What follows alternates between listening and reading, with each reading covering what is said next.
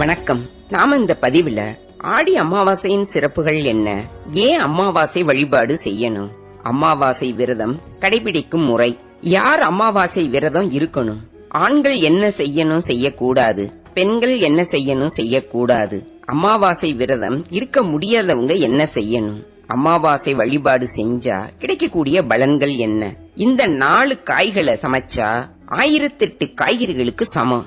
அமாவாசை அன்னைக்கு சமைக்க வேண்டிய காய்கறிகள், சமைக்க கூடாத காய்கறிகள் எல்லாத்தையும் தெளிவா பார்க்கலாம். வீடியோவை ஸ்கிப் பண்ணாம ஃபுல்லா பாருங்க.